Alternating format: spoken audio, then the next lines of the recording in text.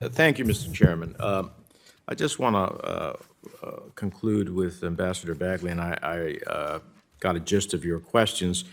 And yes, a questioner can be leading, but I assume as a U.S. ambassador, we don't necessarily follow the leading questions. We answer them as in conformance with U.S. policy. Would that be a fair statement, Ambassador? Yes, Senator. It wasn't an interview per se. It was an oral history. It was actually a so-called friend of mine who asked me to do it, and it was one of these very free-flowing conversations that I was supposed to approve later, as was the State Department. I don't really understand how it became in the public, but again, it was. My remarks were it was a poor choice of Well, words, and they were as I not said to other well thought. nominees, you're not the only person who's ever fallen in this categories.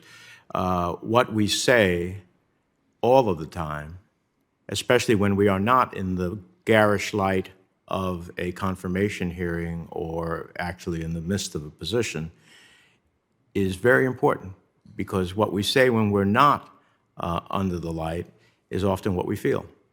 And we all have the right to our personal feelings, but not if they're in conflict with U.S. policy. Let me ask you one question about President Bolsonaro's attempts to undermine the credibility of Brazil's electoral system. If you are confirmed, what steps would you take to ensure support for the integrity and outcome of democratic elections in Brazil? Thank you, Senator, for the question, Mr. Chairman. Bolsonaro has said a lot of things, but basically, Brazil has been a democracy. They have democratic institutions. They have a democratic electoral system. They have an independent judiciary, an independent legislature. They have freedom of speech and assembly. So they have all the democratic institutions that they need in order to have a free and fair election. As you, I think, know, I've been on the board of NDI for over 30 years, and I've done a lot of election monitoring. And I know it's not going to be an easy time because of a lot of his comments, but underlying all those comments is the real institutional background. And I think what we will continue to do is to show our confidence and our expectation that they will have a free and fair election. And we are doing that at every level. When a leader of a country tries to undermine, as we've experienced here in the United States, the validity and veracity of an elections, it undermines the democratic process in that country. So I Yes. hope we will not be fearful to challenge that at the end of the day. Dr. Mora, you and I have had a couple of conversations about a series of previous comments. I want to just focus on one. During a 2019 conference call with the Council on Foreign Relations, you discussed U.S. sanctions on Cuba and stated, quote, "The United States continues with those sanctions even though there's no evidence of effectiveness. It begs the question, why are we doing it?" And there we get into domestic politics. So the question is, clearly, there is a handful of peaceful diplomacy tools that we have as a nation. The use of our aid and our trade to induce countries to act a certain way, international public opinion to the extent that that country or its leader is willing to be moved by it. Dictators generally don't care. Or the denial of aid, trade, or access to our financial system, which we generally consider sanctions. That's our arsenal of peaceful diplomacy tools. If you are to be confirmed to the OAS, and it is the policy of the United States to enforce sanctions on Cuba, or for that fact, Venezuela or Nicaragua, which I hope the administration will do, what position will you take at the OAS among your colleagues from countries in the hemisphere in this regard? Thank you, Chairman Menendez, and for the opportunity to address that question. First, I would say, and if confirmed, I want to be very clear, that I will be a strong, forceful advocate for the Biden administration's sanctions policy in Cuba and elsewhere in the hemisphere. I will do so in public forums, if confirmed, but also in private conversations with colleagues. As you know, and we have spoken about this, Chairman Menendez, I have struggled all my life thinking about how best ways to bring democracy, dignity to the Cuban people after decades of a brutal dictatorship, repression, systemic abuse that was highlighted in July and November of last year. This is not a professional or moral imperative for me. It is a personal one.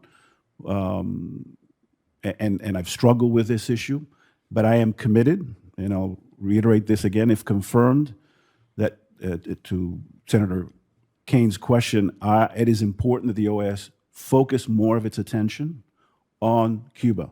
It has done a great job, I think, in Nicaragua, in Venezuela, but has fallen short in Cuba. We have a great partner, I think, in the Secretary General, who has been very supportive of these initiatives. But frankly, we need to do more, and it was unfortunate that the Permanent Council refused to listen to the Inter-American Commission's assessment of the repression in July of last year. And I think we need to do more, not just in the Permanent Council, Chairman Menendez, but in informal meetings with like-minded countries, with the Secretary General, to continue shining a light on the tragedy in that island. Thank you. Mr. Chairman, if I have your indulgence, the Biden administration made decisions a day or so ago, but it still retained the restricted list, which is the main vehicle of sanctioning the regime. So even it understands the consequence, especially what was the regime's answer? To put forth a new penal code that includes the death penalty for acts of freedom of speech. The death penalty for acts of freedom of speech. Ms. Kwan, I know you've retreated some things in the past. You might want to think about that. Finally, Ambassador Aponte, it is good to see you back before the committee. You did a fantastic job for us in El Salvador when you were our ambassador previously. I'm sure you'll do so again in Panama, different country, different set of issues. But the Panamanians have joined the Costa Ricans and the Dominican Republic to launch an alliance for development in democracy, something that we applaud and embrace. These kind of regional activities are rare and, in my view, worthy of U.S. attention and support. What steps will you take to strengthen the U.S. partnership with the Alliance for Democracy and Development in order to catalyze economic development and encourage alternatives to Chinese investments? Senator Hagerty was correctly pointing out the challenge that we have with China in the hemisphere in the region.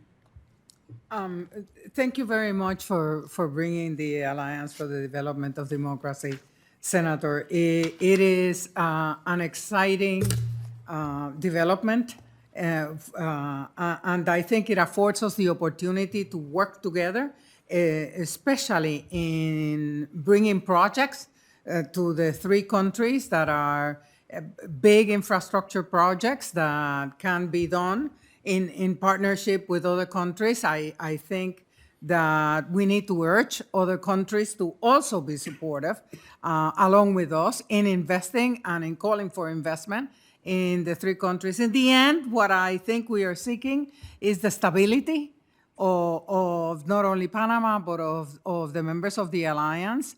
And the one place, one solid place where we can demonstrate our support is precisely in those kinds of infrastructure, big infrastructure development projects. Thank you. They also have migration questions. I'll submit something for the record in there. Mr. Chairman, thank you. You know my passion for the Western Hemisphere is joined by your as well, so I appreciate the courtesy.